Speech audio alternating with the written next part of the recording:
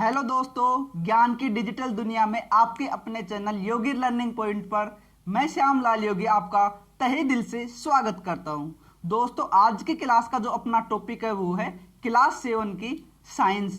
और साइंस के अंदर हमने पहला चैप्टर पढ़ लिया था, आज है सेकंड चैप्टर। तो सेकंड चैप्टर के अंदर भी हम जो फर्स्ट पार्ट है उसको पढ़ चुके हैं। प्राणियों में पोषण सेकंड चैप्टर का नाम है, उसका पहला पार्ट हम पढ़ चुके हैं। तो जिन बच्चों ने पहला पार्ट नहीं देखा है वो क्लास के डिस्क्रिप्शन बॉक्स में जाकर के पहले पार्ट का लिंक दिया हुआ है, वहां से पहले पार्ट को देख लेंगे। अगर आप पहला पार्ट देखने के बाद ये सेकंड पार्ट देखते हो तो चीजें आपको ज्यादा अच्छे से समझ में आएंगी। तो दोस्तों, यदि आप हमारे चैनल पर नए हैं और अभी तक आपने चैनल को सब्सक्राइब नहीं किया है तो सबसे पहले आप चैनल को सब्सक्राइब कर लीजिए, बेल आइकन को ऑन कर लीजिए ताकि आने वाली न्यू क्लास की नोटिफिकेशन आप तक समय से पहुंच सके और आसानी से आपको क्लास के देख सको। तो बच्चों, आज की जो क्लास है अपनी वो है प्राणियों में पोषण। तो इसमें हम आधा चैप्टर पढ़ चुके हैं और उसके बारे में मैं थोड़ा सा आपको ओवरव्यू बता दूं कि हमने पढ़ा था कि प्राणियों के अंदर पोषण किस तरह से होता है, किस प्रकार से भोजन को ग्रहण करते हैं। तो मनुष्य के डाइजेशन सिस्टम के बारे में हम पढ़ रहे थे। तो मनुष्य का डाइजेशन सिस्टम शुरू कहाँ से होता है, जो खाने की प्रोसेस होती है, अंतःग्रहण की जो प्रोसेस होती है, प्रक्रिया होती है, वो कहाँ से शुरू होती है। तो भोजन सबसे पहले कहाँ जाता है, अपने मुख में जाता है। तो मुख में क्या होता है, भोजन का क्या होता है, पाचन होता है। मुख के अंदर कुछ एंजाइम्स आकर के भोजन में मिल जाते हैं और भोजन को क्या कर देते हैं, लसलसा बना देते हैं और एंजाइम्स कुछ भोजन का पाचन कर देते हैं। थोड़ा सा पाचन होने के बाद भोजन ग्रास नली जो अपने मुख से जुड़ी हुई होती है और अमाशय के अंदर जाकर के खुलती है। तो ग्रास नली के माध्यम से भोजन कहाँ पहुंच जाता है, अमाशय में पहुंच जाता है। और ग्रास नली के अंदर भोजन का किसी प्रकार का कोई पाचन क्रिया नहीं होती है। ग्रास नली से भोजन आगे किस तरह से चलता है ये भी मैंने आपको बताया था कि कर्मांकुंचन की एक प्रक्रिया प्रोसेस होती रहती है जिसके माध्यम से भोजन आगे सरकता रहता है, आगे चलता रहता है और आगे चल करके ग्रास नली के माध्यम से अमाशय के अंदर भोजन पहुंच जाता है। अमाशय में भोजन का क्या होता है, प्रोसेस शुरू होती है, पाचन की प्रोसेस शुरू होती है और वहां पर HCl हाइड्रोक्लोरिक अम्ल निकलता है। वहां पर वो क्या करता है, वो भोजन को क्या करता है, अम्लीय माध्यम क्या करता है, प्रोवाइड करवाता है। और वहां पर क्या होता है, बहुत सारे जो पाचक घटक होते हैं, पोषण के घटक होते हैं, उनका क्या होता है, पाचन होता है। अब अमाशय के अंदर भोजन का, कुछ भोजन का, आधे भोजन क्या हो जाता है, पाचन हो जाता है। वहां पे डाइजेशन प्रोसेस चलती रहती है। अब अमाशय के बाद भोजन कहा जाता है, अमाशय के बाद भोजन जाता है छोटे आंत, क्षुद्रांत में। अब छोटे आंत के अंदर भी भोजन का क्या करता है, जो पाचन की प्रक्रिया होती है, जो प्रोसेस होता है वो चालू रहता है। तो हम पढ़ते हैं छोटे आंत के बारे में। अमाशय तक हमने कल की क्लास में फर्स्ट पार्ट के अंदर पढ़ लिया था। अब हम देखते हैं छोटे आंत, क्षुद्रांत। तो क्षुद्रांत होती है लगभग 7.5 मीटर लंबी होती है, अत्यधिक कुंडलित नली होती है। तो दोस्तों 7.5 मीटर, सोच के देखो 7.5 मीटर लंबाई कितनी बड़ी होगी, जो अपने पेट के अंदर समाहित, अपने शरीर के अंदर जो समाहित है। सोच सकते हो, एक 3 मीटर कपड़े के अंदर आपकी पूरी शर्ट तैयार हो जाती है, 1 मीटर कपड़े के अंदर आपकी पैंट बन करके तैयार हो जाती है। तो इससे भी बड़ी 7.5 मीटर कपड़ा अगर मान के चलो कितना बड़ा होगा, इतना बड़ी जो होती है हमारी क्या होती है, छोटी आंत होती है। और ये अपने शरीर के अंदर कुंडली नुमा संरचना के अंदर क्या रहती है, कुंडलित रहती है। तो ऐसे गोल गोल करके कुंडली बनी हुई इसकी रहती है। यह यकृतीय अग्नाशय से स्राव प्राप्त करती है। यकृत क्या होती है, सब शरीर की सबसे बड़ी ग्रंथि होती है और अग्नाशय भी एक क्या है, ग्रंथि है। इससे क्या होती है, स्राव निकलता है, इससे कुछ एंजाइम्स निकलते हैं और छोटे आंत के अंदर आकर के भोजन का क्या करते हैं, पाचन करते हैं। इसके अतिरिक्त इसकी भित्ति से भी कुछ रस स्रावित होते हैं। तो छोटे आंत की जो भित्तियां होती हैं, दीवारें होती है, उनसे भी क्या करते हैं, पाचन रस निकलते हैं और भोजन के पाचन में क्या करते हैं, सहायता करते हैं। तो अब पढ़ते हैं यकृत। यकृत गहरे भूरे लाल रंग की ग्रंथि होती है। जो यकृत होती है शरीर की सबसे बड़ी ग्रंथि होती है, जो उदर, जो अपना पेट होता है उसके ऊपरी भाग के दाहिने में दक्षिण की ओर क्या होती है, अवस्थित होती है। ये शरीर की सबसे बड़ी ग्रंथि होती है। दोस्तों ये बहुत सारे एग्जाम में बहुत बार पूछा जाता है कि सब शरीर की सबसे बड़ी ग्रंथि कौन सी होती है। तो शरीर की सबसे बड़ी ग्रंथि होती है यकृत। यह पित्र स्रावित करती है। जो यकृत से होता है क्या निकलता है, पित्तरस निकलता है। पित्त नाम का एक रस निकलता है जो एक थैली संग्रहित होता रहता है, जैसे पित्ताशय कहते हैं। यकृत से क्या होता है, पित्तरस निकलता है। शरीर की सबसे बड़ी ग्रंथि कौन सी है, यकृत होती है। इससे क्या होता है, पित्तरस निकलता है और ये एक थैली के रूप में संग्रहित इकट्ठा होता रहता है। इस थैली को क्या कहते हैं, पित्ताशय कहते हैं। ये भी एग्जाम में बहुत बार पूछा जाता है कि पित्तरस कहाँ से निकलता है, पित्ताशय से निकलता है। और पित्ताशय कहाँ होता है, यकृत के अंदर एक थैलीनुमा संरचना होती है। पित्तरस क्या करता है, पित्तरस वसा के पाचन में महत्वपूर्ण भूमिका निभाता है। तो यकृत के अंदर क्या होता है, पित्तरस निकलता है। पित्तरस क्या करता है, वसा का पाचन के अंदर महत्वपूर्ण भूमिका निभाता है। ये था अपना यकृत। अब है अग्नाशय। अग्नाशय हल्के पीले रंग की बड़ी ग्रंथि होती है। अग्नाशय भी क्या होती है, जैसे यकृत जिसको लीवर भी बोलते हैं, ग्रंथि होती है, उसी प्रकार अग्नाशय भी एक ग्रंथि है। वो तो इसकी प्रकृति क्या होती है, हल्के पीले रंग की होती है, बड़ी ग्रंथि होती है। अमाशय के ठीक नीचे स्थित होती है। जो हमारा उदर होता है, पेट के नीचे जस्ट क्या होती है, स्थित होती है। अग्नाशयिक रस कार्बोहाइड्रेट ड्रेट्स एवं प्रोटीन पर क्रिया करता है एवं इनको सरल रूप में परिवर्तित करता है। तो अग्नाशय से क्या निकलता है, अग्नाशय रस निकलता है। और ये क्या काम करता है, जो अग्नाशय रस निकलता है ये कार्बोहाइड्रेट एवं प्रोटीन के पाचन में क्या करता है, सहायता करता है। अग्नाशय के अंदर से अग्नाशय रस निकलता है और अग्नाशय रस कार्बोहाइड्रेट भोजन के अंदर, अपने भोजन जो भी हम खाते हैं उसके अंदर कार्बोहाइड्रेट होता है और प्रोटीन होती है, तो उनके पाचन में, उनके डाइजेशन में सबसे महत्वपूर्ण भूमिका कौन निभाता है, अग्नाशय रस निभाता है। ठीक है, आगे चलते हैं अग्नाशय के कार्य। अग्नाशय और कौन कौन से कार्य करता है। आंशिक रूप से पचा भोजन अब क्षुद्रांश से निचले भाग में पहुंचता है, जहां आंतर रस पाचन क्रिया को पूर्ण कर देता है। कार्बोहाइड्रेट सरल शर्करा जैसे ग्लूकोज में परिवर्तित हो जाते हैं। वसा अम्ल एवं ग्लिसरॉल में तथा प्रोटीन एमिनो अम्ल में परिवर्तन हो जाता है। तो अग्नाशय रस मिलने के बाद कार्बोहाइड्रेट क्या शर्करा में बन जाता है, जिसको हम ग्लूकोज भी बोलते हैं, C6H6H12O6, और ग्लूकोज में परिवर्तित हो जाता है। वसा अम्ल और ग्लिसरॉल में परिवर्तित हो जाती है। अग्नाशय रस मिलने के बाद वसा होती है, वसीय पदार्थ होते हैं, वो अम्ल या ग्लिसरॉल में परिवर्तित हो जाते हैं। प्रोटीन जो होता है एमिनो अम्ल के रूप में क्या हो जाता है, ब्रेक डाउन हो जाता है, टूट जाता है। ठीक है दोस्तों, आ गया क्षुद्रांत, छोटी आंत में अवशोषण। छोटी आंत में पचा हुआ भोजन अवशोषित रहता है होकर क्षुद्रांत की भित्ति में अवशोषित रुधिर वाहकों में चला जाता है। इस प्रक्रम को क्या कहते हैं, अवशोषण कहते हैं। तो मैंने कल भी आपको बताया था कि जैसे हम भोजन खाते हैं तो उसमें बहुत सारे प्रकार के क्या होते हैं, खनिज लवण होते हैं, बहुत सारे प्रकार के भोजन के घटक होते हैं, जैसे कार्बोहाइड्रेट होती है, प्रोटीन होती है, वसा होती है, विटामिन होती है, खनिज लवण होते हैं। तो इन सब का क्या कर लिया जाता है, इनकी अलग अलग जगह होती है। जैसे कुछ का अमाशय के अंदर प्रोटीन का पाचन होता है, प्रोटीन यहाँ पे क्या कर लिया जाता है, अवशोषण कर लिया जाता है। छोटे आंत के अंदर प्रोटीन का अवशोषण कर लिया जाता है। तो इनका क्या कर लिया जाता है, जो काम की जो भोजन के घटक होते हैं उनका अवशोषण कर लिया जाता है, और बाकी का जो अपशिष्ट पदार्थ होता है उसको आगे की ओर धकेल दिया जाता है, आगे की ओर प्रवाहित कर दिया जाता है, वो आगे आगे चलता रहता है। क्षुद्रांत की आंतरिक भित्ति पर अंगुली के समान उभरी हुई संरचना होती है, जिसे दीर्घ रोम या रसांकुर कहते हैं। क्षुद्रांत होता है उसके अंदर के साइड में अंगुली के समान उभरी हुई संरचनाएं होती हैं, जैसे पेड़ की जड़ें निकली हुई होती हैं, उसी तरह से इसमें भी अंगुली में संरचनाएं निकली हुई होती हैं, जिन्हें दीर्घ रोम अथवा रसांकुर कहते हैं। प्रत्येक दीर्घ रोम में सूक्ष्म रुधिर वाहिकाओं का जाल फैला रहता है। उसके अंदर क्या होता है, रुधिर वाहिकाएं होती हैं। तो भोजन के जितने भी जो घटक होते हैं और प्रोटीन वसा जितने भी होते हैं वो सब किस में चले जाते हैं, रुधिर के अंदर प्रवाहित हो जाते हैं और सभी कोशिकाओं के तक क्या पहुंचा दिया जाता है उनको। ठीक है, और वो कोशिकाएं अपने सुचारू रूप से कार्य करती रहती है। दीर्घ रोम की तरह सतह से पचे हुए भोजन का अवशोषण होता है। जो दीर्घ रोम होते हैं, छोटे आंत के अंदर जो अंगुलियों संरचनाएं निकली हुई होती हैं, वो क्या करते हैं, पचे हुए भोजन का अवशोषण करती है।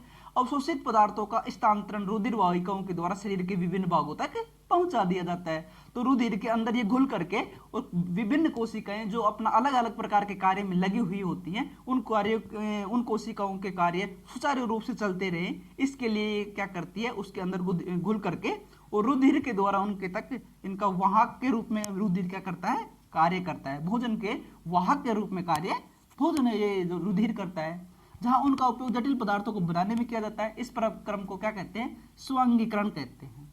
तो बच्चों, स्वांगीकरण किसे कहते हैं, अगर ये पूछ लिया जाए तो भोजन जो बनता है तो उसका जो अवशोषण कर लिया जाता है छोटे आंत के द्वारा, तो रुधिर उसको अपने अंदर घोल करके और विभिन्न कोशिकाओं तक उसको पहुंचा दिया जाता है। वहां पर क्या होता है, उनका उपयोग जटिल पदार्थों को बनाने में किया जाता है। इस प्रक्रम को क्या कहते हैं, स्वांगीकरण कहते हैं।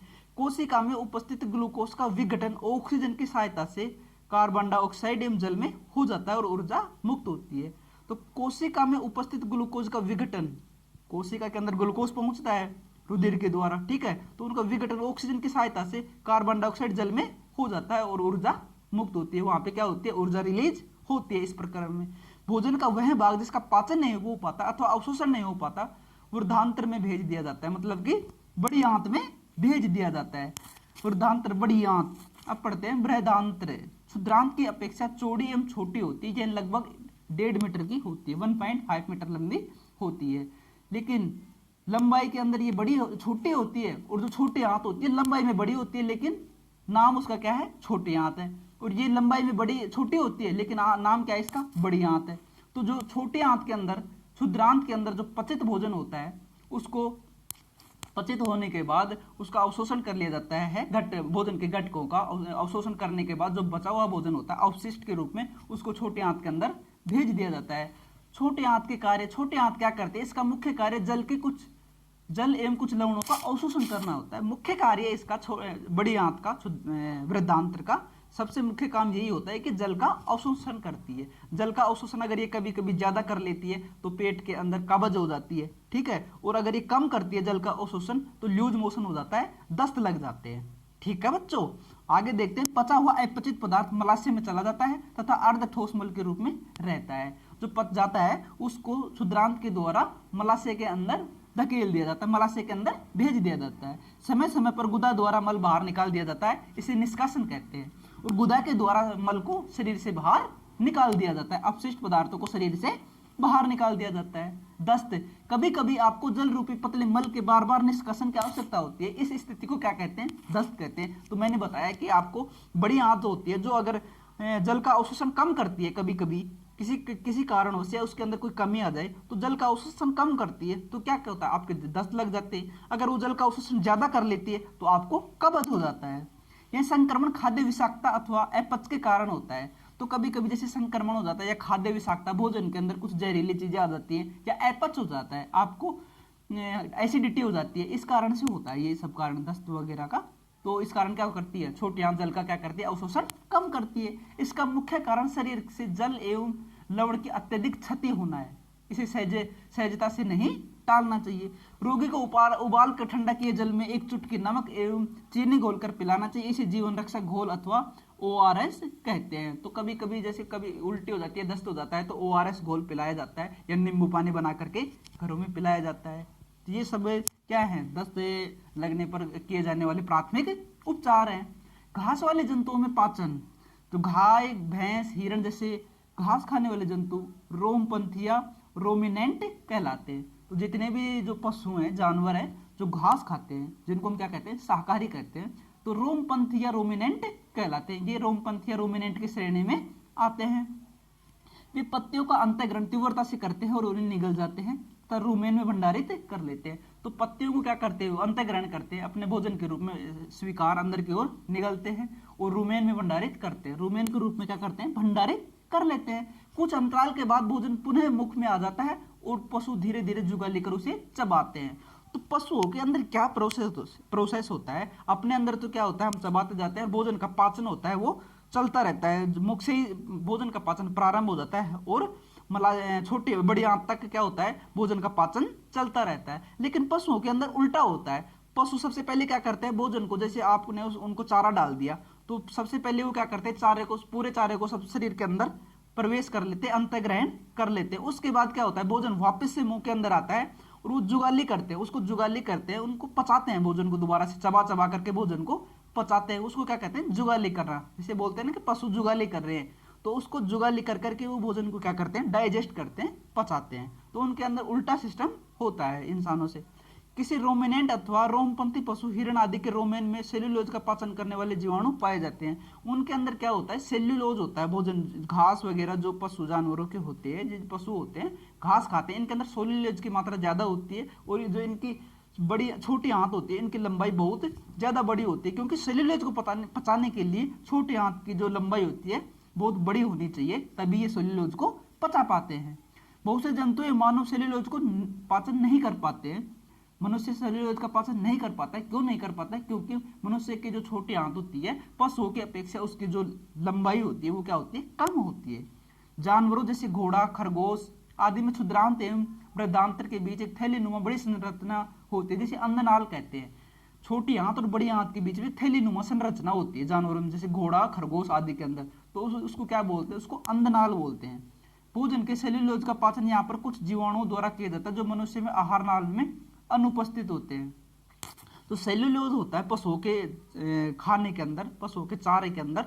उनमें क्या होता है? कुछ विशेष प्रकार के जीवाणु होते हैं जो मनुष्य के आहार नाल में ये उपस्थित नहीं होते। ये मैंने आपको पहले भी बताया कि मनुष्य के आहार नाल होती है, ग्रासनेली होती है, उसके अंदर क्या होता है? किसी भी प्रकार के भोजन का क्या होता है? पाचन नहीं होता है। ऐसे बहुत से सूक्ष्म प्राणी हैं जिनमें न तो मुख होता है और न ही पाचन तंत्र, फिर भी वे किस प्रकार भोजन का अंतःग्रहण करते हैं? तो उसका पाचन करते हैं। बहुत से जीव जंतु जैसे छोटे अमीबा है, प्लाज्मोडियम है, बहुत सारे छोटे छोटे जीव, एक कोशी के जीव हैं जिनके अंदर ना तो मुख होता है और ना ही पाचन तंत्र होता है, फिर भी वो भोजन का डाइजेशन करते हैं। कैसे करते हैं वो हम देखते हैं। अमीबा होता है, इसके अंदर देखो केंद्रक होता है, बहुलक्षित अपशिष्ट पदार्थ होते हैं, खाद्य धान्य होती है। तो ये खाद्य धान्य होती है, इनके द्वारा भोजन को ग्रहण करता है, इनके द्वारा भोजन का क्या करता है? ये पाचन करता है। तो धान्यों के द्वारा क्या करता है? ये भोजन का पाचन करता है। अमीबा में संभरण एवं पाचन। अमीबा जलाशय में पाया जाने वाला एक कोशिका जीव है। इसके अंदर ओनली क्या होती है? एक कोशिका होती है। मनुष्य के अंदर क्या होती है? हजारों लाखों करोड़ों कोशिकाओं से मिलकर के मनुष्य का शरीर बना होता है, लेकिन अमीबा के अंदर ओनली एक कोशिका होती है। अमीबा की कोशिका में एक कोशिका झिल्ली होती है, एक गोल सघन केंद्रक एवं कोशिका द्रव्य में बुलबुले के समान अनेक धान्य होती हैं। लेकिन इसके अंदर बुलबुले के समान बहुत सारी क्या होती हैं? धान्य होती हैं। ठीक है। तो ये अन्य एक अथवा अधिक अंगुलियों के समान प्रवर्धक निकलता रहता है जिन्हें पदाभ कृत्रिम पांव कहते हैं, जो इन्हें गति देने एवं भोजन पकड़ने में सहायता करते हैं। कृत्रिम पांव होते हैं इनके। अमीबा में भोजन का अंतःग्रहण पदार्थ की सहायता से होता है तथा इसका पाचन खाद्य धान्य में होता है। जो इनका पाचन होता है, इनका डाइजेशन जो शुरू होता है वहां कहाँ पे होता है? धान्य में होता है। और पादाप जो पैरोरूमी संरचना, अंगुलिनोमी संरचना होती है, उसके द्वारा भोजन को शरीर के अंदर ग्रहण करते हैं।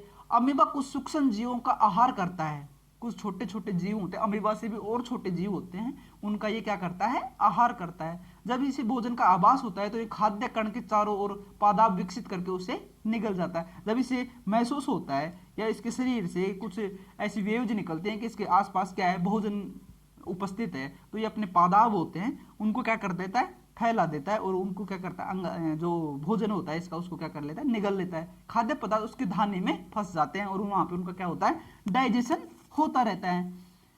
खाद्य धान्य में ही 5 चक्र स्रावित होते हैं। ये खाद्य पदार्थ पर क्रिया करके उन्हें सरल पदार्थों में बदल देते हैं। पचा हुआ खाद्य धीरे धीरे अवशोषित हो जाता है। जो पचा हुआ भोजन होता है धीरे धीरे इनकी कोशिकाओं के द्वारा अवशोषित कर लिया जा रहा है, जो कोशिकाएं दैनिक कार्य करती हैं। अवशोषित पदार्थ अमीबा की वृद्धि, रख रखाव एवं गुणन के लिए उपयोग किए जाते हैं। जो पदार्थ होते हैं इसकी वृद्धि, रख रखाव और इसके वृद्धि, इनके ग्रोथ एवं डेवलपमेंट के लिए उसका उपयोग किया जाता है। बिना पचा हुआ अपशिष्ट पदार्थ खाद्य धान्य के द्वारा बाहर निकाल दिया जाता है। जिस प्रकार मनुष्य के अंदर मल के द्वारा शरीर जो अपचित पदार्थ होता है या अपशिष्ट पदार्थ होते हैं उनको शरीर से बाहर निकाल दिया जाता है, उसी प्रकार अमीबा के अंदर भी धान्य के द्वारा जो अपशिष्ट पदार्थ होता है उसको शरीर से बाहर निकाल दिया जाता है। तो प्यारे बच्चों, ये थी आपकी अपनी क्लास साइंस का 2nd चैप्टर आज यहाँ कंप्लीट होता है। तो कैसी लगी आपको क्लास? कमेंट बॉक्स में कमेंट करके जरूर बताना। और क्लास का जो अपना आज का सवाल है वो है, क्या मनुष्य सेल्यूलोज का पाचन कर सकता है? तो इसका सवाल का आंसर आपको कमेंट बॉक्स में कमेंट करके देना है। और कोरोना वायरस चल रहा है प्यारे बच्चों, कोरोना वायरस वर्तमान में कंट्रोल स्थिति में है, फिर भी आपको मास्क प्रॉपर तरीके से पहनना है, हाथों को बार बार सैनिटाइज करते रहना है, घर पे रहना है, बहुत जरूरी काम के लिए घर से बाहर निकलना है और सामाजिक दूरी का पालन अच्छे से करना है। क्लास को लास्ट तक देखने के लिए और क्लास में अंत तक बने रहने के लिए आप सभी का बहुत बहुत धन्यवाद। और यदि आपने चैनल पर नए हैं और अभी तक चैनल को सब्सक्राइब नहीं किया है तो सबसे पहले चैनल को सब्सक्राइब कर लीजिए, बेल आइकन को ऑन कर लीजिए ताकि आने वाली न्यू क्लास की नोटिफिकेशन आप तक पहुंच सके। क्लास अच्छी लगी हो तो क्लास को लाइक करें और क्लास को दोस्तों शेयर जरूर करें। दोस्तों, लॉकडाउन में बच्चों की पढ़ाई नहीं हो पा रही है तो आपका ये कर्तव्य बनता है, आपका ये बनता है कि आप अपने दोस्तों तक ज़्यादा से ज़्यादा क्लास को शेयर करें, क्योंकि अच्छी चीज़ें शेयर करने से दिमाग के अंदर पॉजिटिव एनर्जी का विकास होता है। और अगर आपके एक शेयर करने से किसी दूसरे का भला हो जा रहा है तो इससे अच्छा काम कोई और हो नहीं सकता। तो भलाई के काम इंसान को जीवन में करते रहना चाहिए। और क्लास अच्छी लगी हो तो क्लास कमेंट बॉक्स में कमेंट करके क्लास के बारे में ज़रूर बताइए। और आपका कोई भी सवाल हो या आपके मन में कोई भी सवाल उठ रहा हो, आपके समझ में कुछ चीज़ें नहीं आई हो, तो वो भी आप कमेंट करके कमेंट बॉक्स में पूछ सकते हो। धन्यवाद दोस्तों, धन्यवाद बच्चों।